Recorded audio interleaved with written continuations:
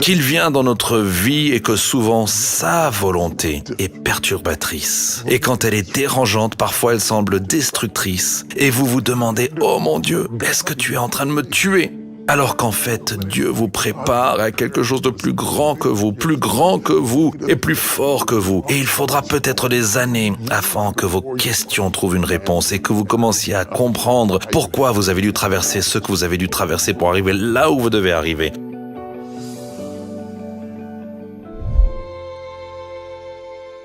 Je me suis rendu compte que dans la vie, il y a des bonnes semences et des mauvaises semences. Et les bonnes semences et les mauvaises semences apparaissent en même temps, comme le blé est livré, que vous pouvez avoir de bons et de mauvais moments simultanément, au point que vous ne savez pas vraiment comment apprécier les bons moments parce que vous ressentez les mauvais. Et je ne sais pas ce qu'il y a dans l'expérience humaine, mais notre attention semble être distraite par la douleur que nous traversons au point d'ignorer les puissantes bénédictions de Dieu dans notre vie.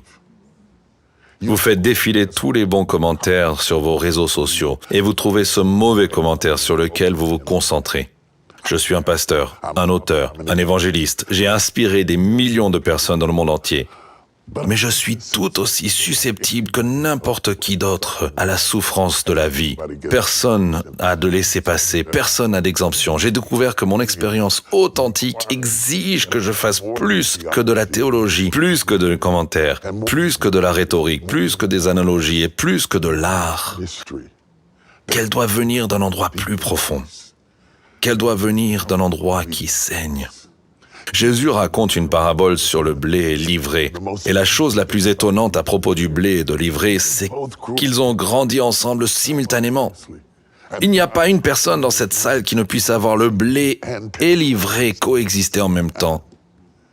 Si vous vous souvenez de la parabole, ils ont dit « Allons-y et enlevons l'ivraie ». Et Jésus dit « Laissez-les tranquilles, les mauvaises herbes ont autant de raisons d'être que la bonne semence ». Laissez tout cela grandir ensemble parce que Jésus savait qu'il n'y avait rien dans les mauvaises herbes qui pouvait tuer la bonne semence.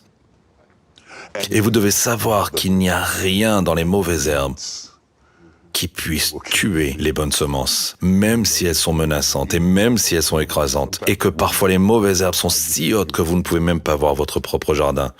Vous devez comprendre que la joie coexiste avec la souffrance, que c'est de cela qu'est faite l'onction. Qu'elle est faite d'écrasement et de myrrhe, d'amertume et de douceur et de roseaux aromatiques, le tout mélangé ensemble. Et si vous enlevez la souffrance, vous ne serez pas oint. Vous devez comprendre que Dieu sait ce qu'il fait. Joseph a raconté son rêve à ses frères. Vous vouliez me faire du mal, mais Dieu l'a fait pour mon bien. Il a permis que vous me trahissiez pour mon bien. Je suis plus fort à cause de votre faiblesse. Je suis plus fort à cause de votre méchanceté. Je suis plus fort à cause de vos querelles. Tu m'as appris que je n'avais pas besoin de toi pour pouvoir me tenir debout. Tu m'as appris que tu n'allais pas me soutenir. Tu m'as appris que ma gloire n'est pas dans mon manteau aux multiples couleurs. Et donc je te remercie de m'avoir fait du mal. Je te remercie de m'avoir écrasé. Je te remercie de m'avoir brisé le cœur parce que tu sais quoi, je suis brisé à tous les bons endroits. Tous les bons endroits, comme une clé qui déverrouille une porte, je suis brisé juste comme il faut pour déverrouiller ma prochaine dimension de grâce. Et vous ne pouvez avoir ce genre de foi, ce genre de connaissance, ce genre de réalité que si vous êtes d'accord avec l'apôtre Paul dans Romains 8, 28, quand il dit que toutes choses, et non seulement les bonnes choses, mais toutes les choses concourent au bien de ceux qui aiment le Seigneur, qui sont appelés selon son dessein. Cela travaille pour votre bien quand vous ne vous sentez pas bien. Cela travaille pour votre bien quand les larmes coulent sur votre visage. Cela travaille pour votre bien quand vous êtes debout à 3 heures du matin. Vous devez croire que cela travaille pour votre bien.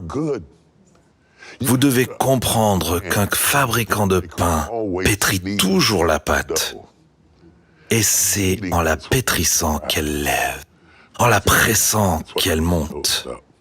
La faire monter sous la pression et la réalité qui prouve que je suis appelé selon son dessein, et non selon mon confort. Je suis appelé selon son dessein, et non selon votre opinion. Je suis appelé selon son dessein, et non selon ma convenance. Que Dieu n'est pas venu dans ma vie pour assurer ma convenance. Qu'il vient dans notre vie et que souvent sa volonté est perturbatrice. Et quand elle est dérangeante, parfois elle semble destructrice. Et vous vous demandez, oh mon Dieu, est-ce que tu es en train de me tuer? Alors qu'en fait, Dieu vous prépare à quelque chose de plus grand que vous et plus fort que vous. Et il faudra peut-être des années afin que vos questions trouvent une réponse et que vous commenciez à comprendre pourquoi vous avez dû traverser ce que vous avez dû traverser pour arriver là où vous devez arriver. Et pendant ce temps, c'est là que la foi intervient. La foi se tient dans l'écart entre votre compréhension et votre expérience.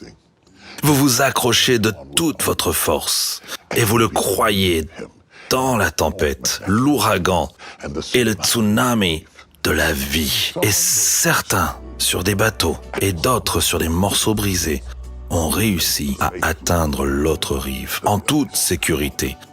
Le bateau n'a pas besoin de rester intact pour que tu arrives en vie. Shalom, j'espère que vous avez aimé cette vidéo. Abonnez-vous pour ne pas rater nos programmes. Merci de faire partie de notre famille TBN. Que Dieu vous bénisse. Shalom de Jérusalem.